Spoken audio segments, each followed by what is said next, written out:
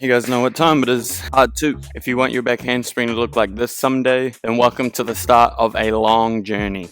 Quick disclaimer, everything I say, do, and teach is from personal experience. It might not be all the same stuff you've usually heard about being taught a back handspring. But again, I'm just going to explain how these things all work in my brain and how I've managed to help a bunch of athletes with this skill. You want to make sure that you're always trying to improve this skill. It's like the round off where it will get better and better over time the more you work on it. You might not feel confident straight away doing these things that I'm about to show you. So getting the proper help and maybe even a spot from an experienced coach is recommended. To start with, I recommend using a trampoline if you have one. I'm going to use the end of the tumble track here onto the mat. We're just going to go over creating some trust, flipping backwards through that extension and through that jump that we went over in part 1. This is just a starting point, so you don't need to get super critical about how it looks. This is about how it feels. This is about how it feels. This is about how it feels to start the flip and to start building some confidence and some trust in yourself getting upside down. Before we flip this thing upside down, let's remember what got us to this point. This is why I love tumbling so much, because once you get a good grip on your foundational pieces, you're going to start to see them overlap everywhere throughout every skill that you do. This is why the basics are so important, and this is why it's important to go step by step for these things. Let's break it down. We already went over how to jump and the direction of the jump, so now we just need the piece that gets us upside down. We've got to bridge the gap between the jump here in the beginning and the handstand snap down here at the end. So now the question is, how do we do that? For this part, it's all in the hips. We're going to follow our elbows up. We're not going to look, because that changes our shape here. We're going to lift our elbows up, and it's all about extending through our hips and through that bridge. For right now, height is more important than length. So if you're flipping down here, that's a little bit too low. You don't want it to be flipping down here. You want it to be flipping up here, somewhere in between your stomach and your chest. And let me explain why. If our jump and flip is down low here, and we try and reach more into this back handspring, we're kind of dying into the floor there just a little bit. So let's straighten back out.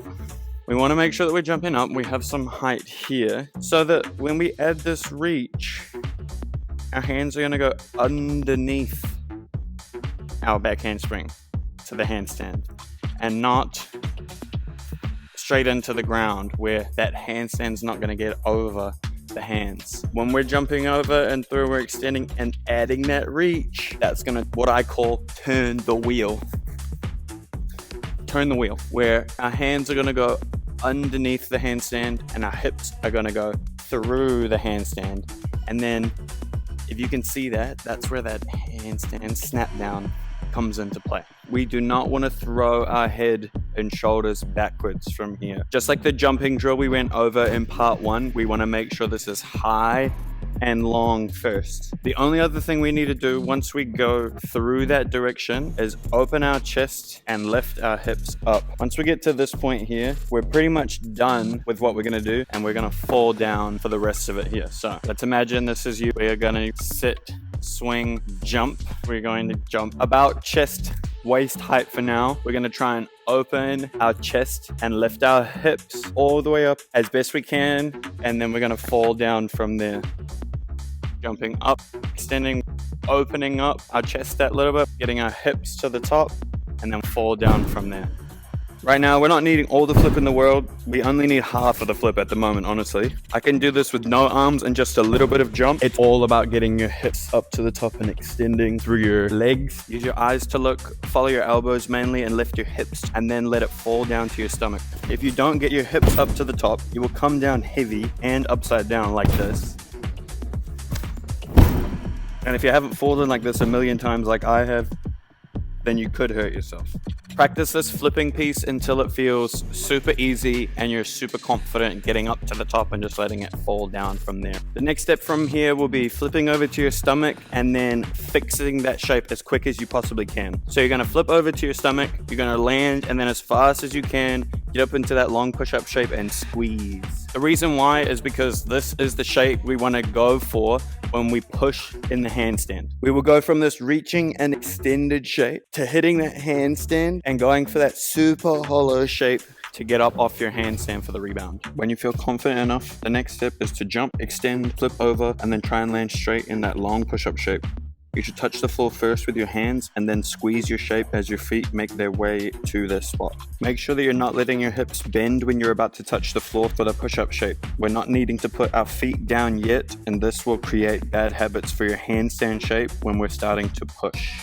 Now, once again, just like every other step, once you're super confident with this, it's time to add that handstand snap down piece. So now we should have all the moving pieces. We've gone over the sit, swing, jump, the direction of the jump. We've covered the bridge before. We've gone over the flip that gets us upside down to the handstand. We've gone over the handstand snap down. Now it's time to put it all together in the correct order and build this back handspring. I'm going to show you guys a few of my back handsprings up here on the tumble track and down here on the floor. I'm going to put some voiceovers in the background, draw some lines, and we're going to look at like where things should be going and also where and when you should be adding your speed. So I'm just going to go through and try and explain how this feels for me, not only physically, but mentally as well. Let's start off and go over these directions real quick. So the direction for our jump from here, was this way. A little bit more up than back. The reason for that is because when I throw my hands back and behind my ears as much as I can to where I want that handstand to be, that's going to create lift in my hips, an extension through my bridge. So let's carry on. As you can see there, these hands going back and through and underneath that handstand is almost pulling my hips up to the top of the bridge. That right there, if you can see where my hands are going right there, that right there is where I want my handstand to be. Not directly up and down like this, but on that angle there. We come back and we draw that line again through there in that extension, and we carry on. We get to where we're pushing through the handstand. As you can see, where I'm leaving the floor and pushing off the ground, I'm then creating that same angle off my hands. This little scoop that I did with my hands in the reach in the first half of this back handspring, now I'm starting to do that with my feet on this side. So we carry on. And we see that same shape starting to form again. That hollow shape, we're seeing that shape start to form again. And just like our hips were lifting on this line through the jump when our hands were going through here, our hands are now on the upward, and we're creating once again that direction for the next skill. So we'll extend with our hands here for a back handspring, or we'll sit straight up here for a back tuck.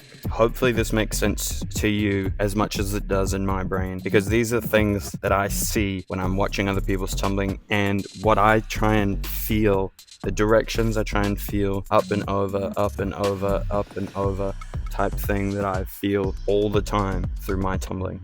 Now let's talk about timing. For me, this back handspring genuinely feels like this right here. Slow and then go.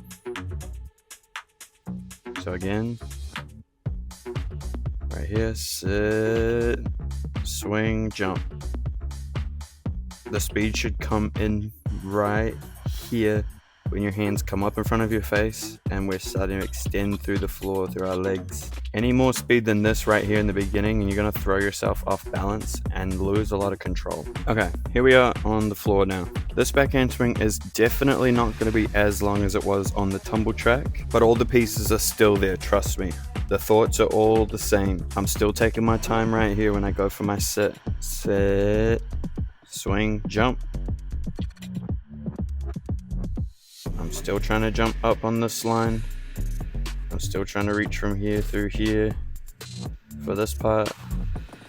I'm still trying to push through this handstand, and I'm still trying to scoop from there through there for this direction on the far side. So let's have a look. Normal speed.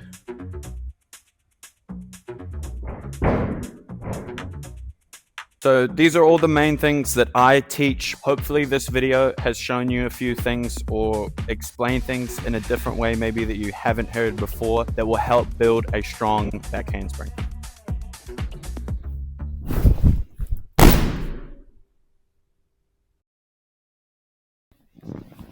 That is how I feel after making this video, guys. You have no idea how frustrating this one has been, trying to get the thoughts out of my head into this video form in a way that I hope makes sense. So if it makes sense, let me know in the comments. If it doesn't make sense, leave a comment letting me know what you would like me to revise, because I'm probably going to go back and redo this video at some stage because there's probably something that I forgot. But for now, I think I have everything out of my brain. I need to get this video out. So for now, that's going to be all. I hope these things have helped you guys in some way, even if it's just a little bit. But these are the thoughts that go on in my head when I look at tumbling and when I do my tumbling, and it's just kind of always how it's been. So I thought I would try and map it out in a way that might be able to help some of you guys. Anyway, round of handspring next. Let's get it.